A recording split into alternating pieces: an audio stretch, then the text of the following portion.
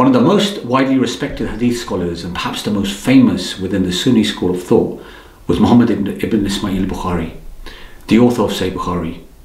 Sahih Bukhari is considered by many to be the most authentic book after the Holy Quran. This hadith collection is so esteemed that its contents are generally held to be unquestionable throughout centuries. In fact, let me show the viewers this. As you can see in front of me, I have the translation of the meanings of Sahih Bukhari, Arabic and English, Volume 1 by Dr. Muhammad Mohsin Khan, Islamic University, Medina al-Munawwara. When we turn to the introduction of the book, let's have a look at what it says. In the introduction, it says, "It's been unanimously agreed that Imam Bukhari's work is the most authentic of all other works in hadith literature put together. The authenticity of al-Bukhari's works is such that the religious learned scholars of Islam said concerning him, the most authentic book after the Holy Quran, Sahih Bukhari." Then it continues on and gives a bit of a biography in terms of who he was.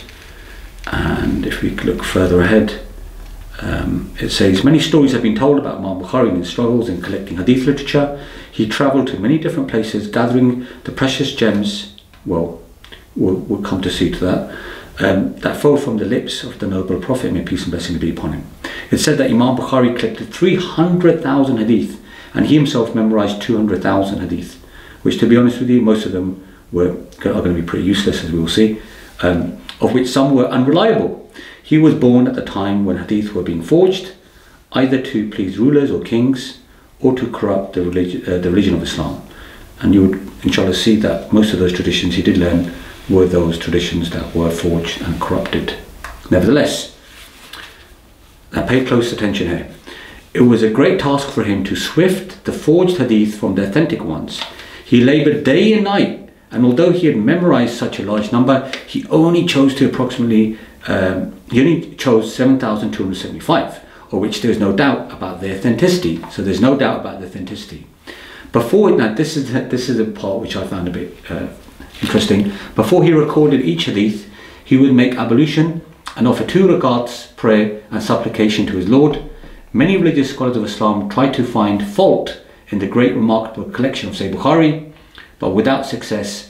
It's for this reason that they unanimously agreed that the most authentic book after the Holy Quran, the book of Allah subhanahu wa ta'ala, is Sahih Bukhari.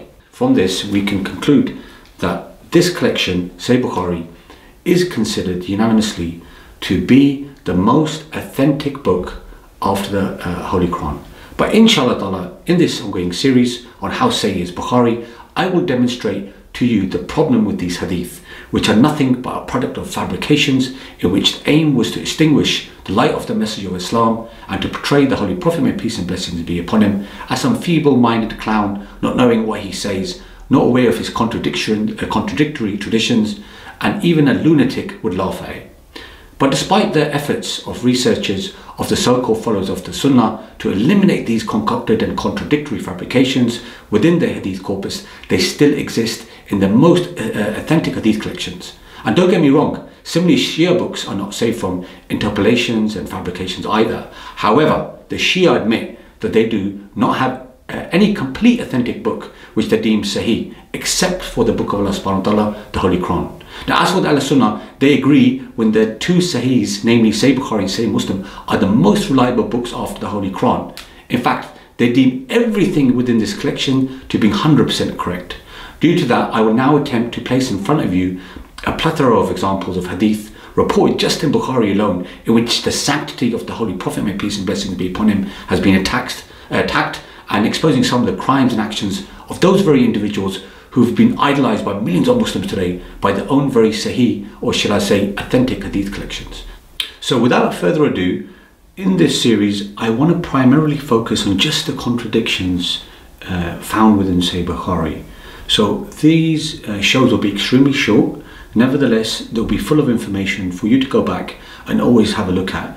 Inshallah ta'ala, in the video description you will also find the traditions that have been presented.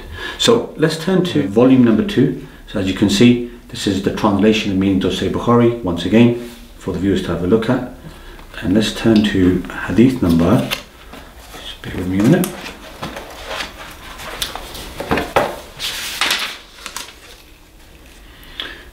Page number 153. As you can see, hadith number 276. Narrated Aisha. The Prophet never missed 4 rakats before Zuhr prayer and 2 rakats before the Fajr prayer. So the Prophet never missed 4 rakats before Zuhr prayer and 2 rakats before Fajr prayer. So that's in volume 2, page number 153, hadith number 276. Now let's turn to volume 1 of Sahih Bukhari.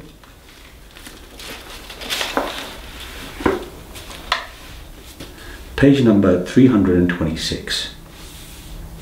Narrated Aisha.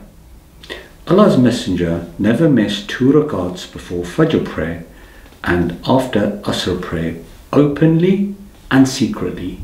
This is very important, both openly and secretly. So it wasn't a matter of him just praying this at home, but also even in public, he would never miss 2 rakats before Fajr and 2 rakats after Asr prayer.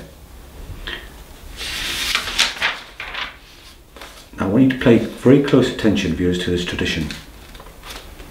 This is the same volume, volume number 1, page number 324. And this hadith is narrated from Muawiya. Narrated Muawiya. You offer a prayer which I did not see being offered by Allah's apostle. Okay, what was that prayer?